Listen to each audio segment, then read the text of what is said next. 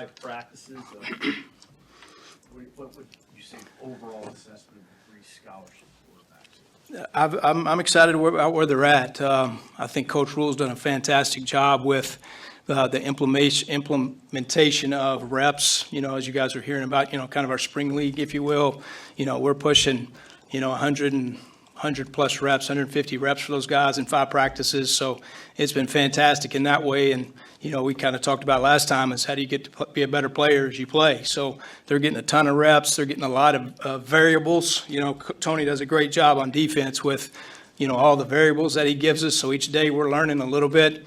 An installation sometimes meets installation, right? Meaning, we're running a play that might not necessarily be ideal versus a look, but I think it's great for the quarterback in the fact that you really have to play to your rules. What are they giving us and how do I respond if it isn't necessarily the ideal look? How have you seen the young guys in particular respond to those situations? I think positive, and for the simple fact, I think they're coachable and they're open to learning. I think that's, the first step of getting better, Like I say, defensively, we don't necessarily a universal defense. There's a lot of different exotic looks, so it's not necessarily your traditional windows a lot of the time. So, but I've been excited about their coachability and their application from the meeting to the field. And then the retention, right? The retention piece is the next element as far as what are we talking about as far as those corrections, and are they getting those done on the practice field? Sure, it's a test for an 18-year-old to lead some guys who are 4 or 5 years old. How do you see him doing early on with that component? Yeah, I think I'm in a good place with it, and like we talked about last time, I think it's just the expectation of being successful when you're out there, having the confidence of putting that work in the meeting room, and then once you step out there, you know what you're doing, you can react and process it, in an ideal, timely fashion and make a play. What's your early impression of working with Heinrich and maybe some things in particular he's looking to improve on? I think the passing piece, right? We've talked about the completion percentage and trying to get that up. We talked about mechanics and elbow and arm angles and those type things. Those are constant, things we're talking about. And then again, the application from the meeting room corrections to the field, I think has been good.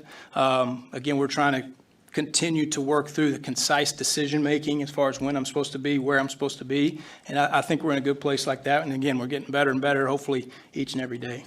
There's obviously a lot of noise surrounding the quarterback room. How have you seen them kind of handle all of that outside? I've been pleased with the room. I think it's a fantastic room in the fact that they're very cohesive. They're working together. They're talking through different scenarios. Hey, this is what I saw here. This is what I saw here. What do you think about this? I love the fact they're asking questions. Sometimes you sit in a room and you don't want to be the guy that's asking a question. I think they're asking a question which stimulates more conversation for other people that they might have that same question that they didn't ask. So all those things I think are positive and helps the room build. With Dylan, what kind of traits have you seen in him that come naturally, that aren't necessarily things that you can coach a guy to do? Well, he's a natural passer, as is Danny. They're both natural passers. They got great rotation as far as upper body. They use their lower half really good, which creates some arm strength. Comes off their hand. They throw a really catchable ball, which I think it goes, underappreciated sometimes. I love the fact that both of them, again, they're creating that application from the meeting room to the classroom and really being coachable to getting better each day. Are the 3 teams that set up with each of them leading, especially the 2 of them, well, they're all young, but how have you seen that maybe benefit them in a way? Because they're not only getting all those reps, but they're kind of having to then also lead those groups very quickly. No question. And I think that's part of the strategy as far as creating that leadership mentality. Guys that don't necessarily work with or have, experience with, that they have that social dynamic. When things are going good, they're celebrating together. When things are low, you might have to pick them up. So I think having that dynamic with people that you aren't working with necessarily on a down-in, down-out basis, I think is a positive, and it's shown to be a good thing for the first, week and a half. You have a guy that started last year, Harvard. Do you talk to him just a little bit differently? Because it's pretty clear he's again in a quarterback competition, even though he kind of earned the starting job. What do you say to him about staying motivated despite being in a competition with two players who've never taken a college snap? Well, he's self-motivated. I think that's an attribute of all those guys. He's self-motivated. I don't think I have to motivate him. He wants to be good. He wants to continue to improve. So I respect that out of him. We ask questions all the time. He gives me feedback on maybe his thoughts last year, why this happened, why that happened. So that's been nice perspective that way. But he's definitely a self-starter, self-motivated, and he's the one pushing himself to get better for sure. The other question about the two young quarterbacks, so both of them were Elite 11, and that's for you, but they were, considered among the best in the country. When you get guys, and then the first time you have to tell them, maybe there's something that you do that you need to improve, how does that conversation go? Like, how do you communicate with somebody who's been told for years that they're great? Actually, you need to fix something. I think it's a natural course. I mean, obviously, when you start practicing and you understand the speed of the game and how, the unique defenses and how to attack a defense, I think that in itself will take a step back and be like, hey, how is the best way to do this? I'm very fortunate to be around some guys in my past that have, I've coached a certain different way. I think we can utilize those past cut-ups or this technique or this thought process as far as a read. So I think there's a variety of things that you can use to show them that this is the best way.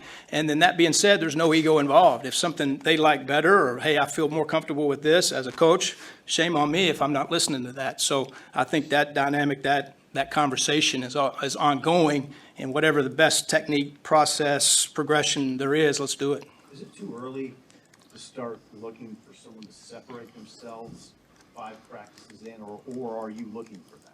Not looking for that at all. Each time you step on the field, we're expecting you to execute, and I think that's the perspective going in, and we're no rush for that. I think the process of getting reps is the emphasis, and we're getting that accomplished right now. Glenn, how about for you, 5 practices in, just being back in the college game and being here and coaching these quarterbacks? How has it been? It's been great. It's been great. You love the energy, the enthusiasm, bouncing from play to play. We're not getting enough plays. Hurry up, do this, do that. It's been fantastic. And, each day you come in the building, the energy that those guys bring to you and you try to bring to them, it makes coming to work every day, a lot of fun. How does that change your approach, knowing, you were working with professionals, now you work with college kids? Do you feel like they're more like sponges, they can soak in information more, where pros are kind of a back and forth dialogue? Maybe in some ways, but at the end of the day, even at that level, they're looking for information to be better. I think at the end of the day, in a meeting, the more information that you can give them to be a better player, they're receptive to that. So, it might be a little different information that you're given, but for the most part, it's a similar dynamic as far as the receiving of information, I would say. Are the expectations that you have as far as leadership in the locker room, away from the field, encouraging teammates to come out to throw, watch film, are they the same for a young quarterback that you would have for a guy who's a junior or senior in your program? Yeah, I think so. And I think it's the same from their perspective, too, which is more exciting. A lot of times those are the guys that are taking the leadership, even as the young quarterbacks like we're talking about. They're taking the ownership of getting some extra throws. It's not something that I'm, talking about so much as opposed to them initiating that, situation and getting some extra work with them. So that's an exciting, environment when you have the young guys really pushing everybody to be better. Okay. Awesome. Thank you, guys. Thank you.